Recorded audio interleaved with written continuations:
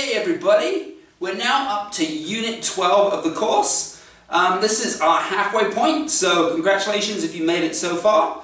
Hopefully you're enjoying your time, hopefully you're enjoying the presentations, and also maybe getting into the questions. It'll be good fun. So before I jump into this unit here, and this is going to be talking about application again, I'm just going to do a quick recap of what we got to so far. So we started off, I gave an introduction of myself and the course. Then I followed that up with give you a quick briefing on the type of assessment that we got, the multiple choice question as well as the scenario questions. I then looked at observing real life behavior, so in terms of what we do, what other people do, and the world as a whole. Had about 3 or 4 units of that. Then we jumped into the theory, and we did about another 4 units of that as well. So now we're up to what I call revisiting applications. So first of all, we just observed activities that are somehow linked to economics, but we didn't really go into any of the theory.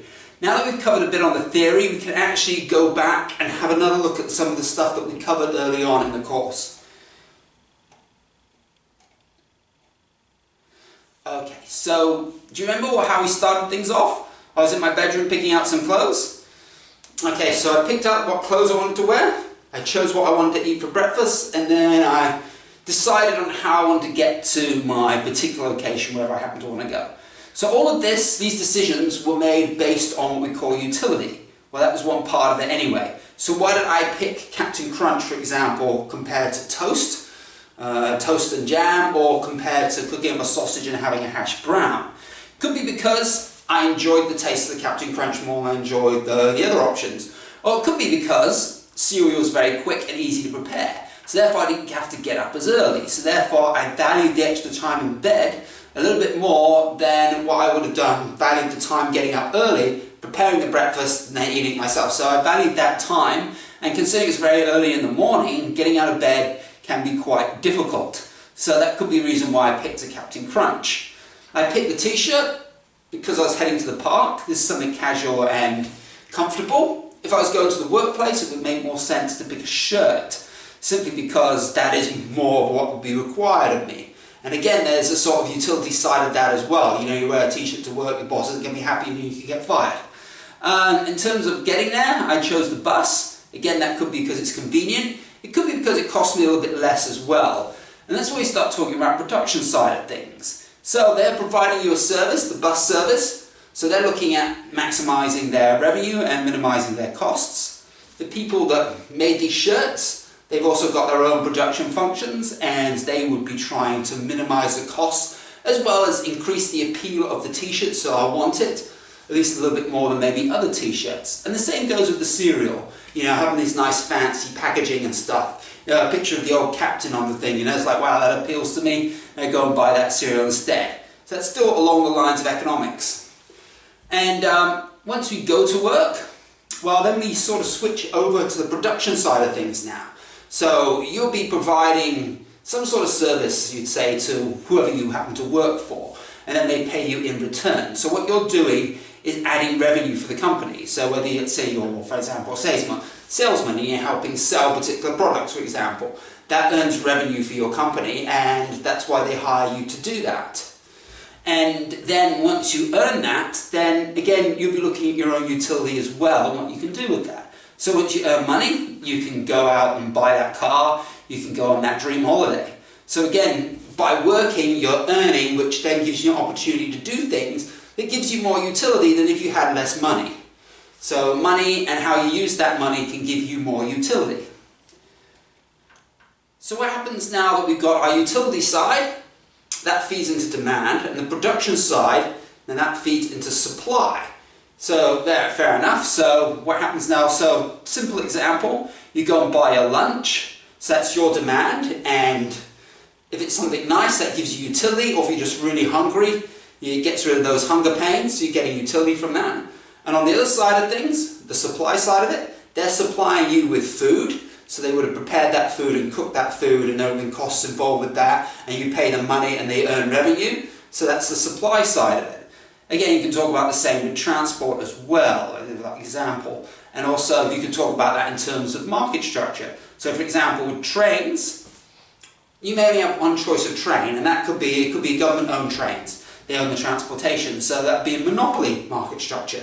And then they have monopoly power, and they have control over price and services and a lot of that other stuff as well. So on the topic of market structure, different firms that we engage with have different market structures, and that will determine the type of pricing they have. So, for example, with the supermarkets, I generally see them falling under oligopoly or monopolistic competition. Depends what country you're in. For me, the places I've lived in is Australia and UK. It tends to be more oligopoly. You have a lot of very large supermarkets, so you have that oligopoly market structure, and they offer different things, and there is certain product differentiation, more so here in the UK than there was in Australia. But there's some countries that have lots of little local supermarkets, or they have fruit markets, veggie markets, all that sort of stuff. So it becomes more of a monopolistic competition, and they sell various things. Even like with the vegetables and stuff, it could almost be perfect competition, homogeneous products. And we'll talk about televisions. So from what I'm aware of, we seem to see the same products and same companies wherever we seem to go. In Australia, or the UK, or even when I was in Singapore.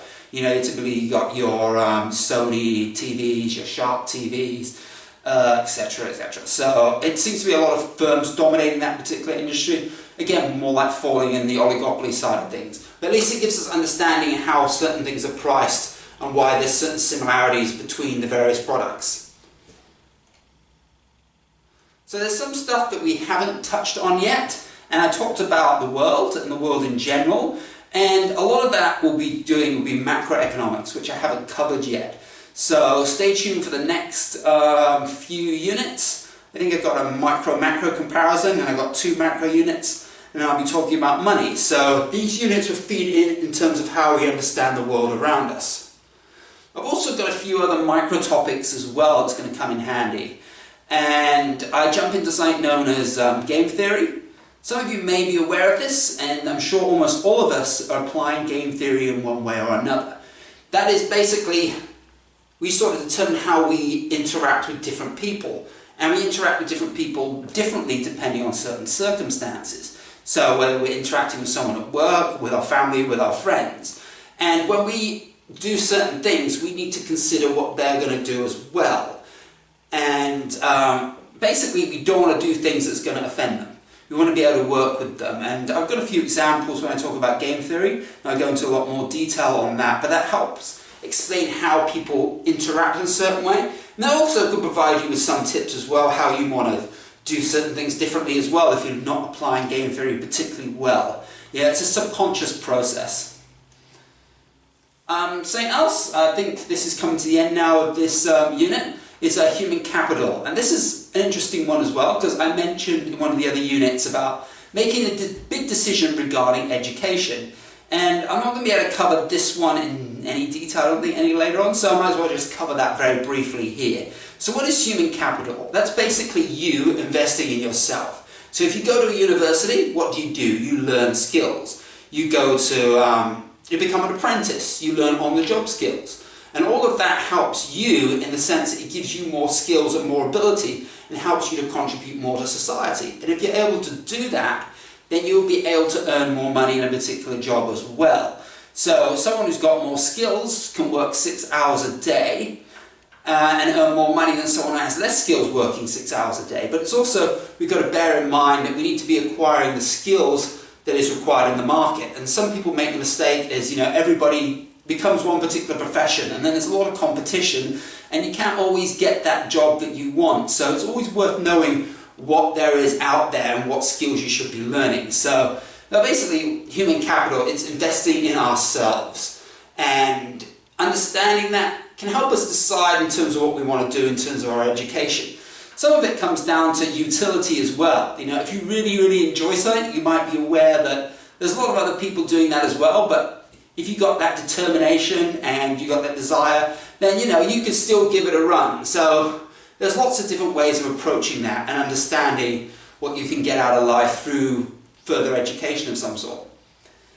Okay, that takes me to the end of this unit. Hopefully you enjoyed it. This is a bit of a recap in terms of what we've done, taken out some of the theory learned so far, injected it back into our observations, but This is not the end of this by a long way. Like I've mentioned before, we've still got a few more units of theory, and then we'll be looking at how that is then applied further.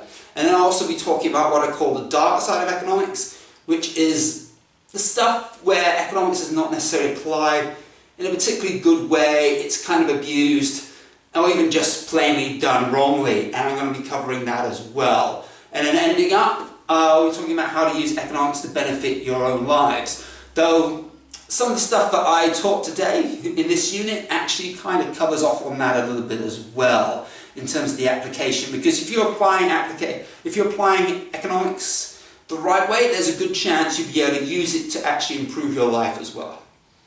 Alright, thank you for listening, and stay tuned for the next unit. We'll be talking about macroeconomics and microeconomics, and we're making a comparison between the two and what are the main differences. Alright, I'll see you around.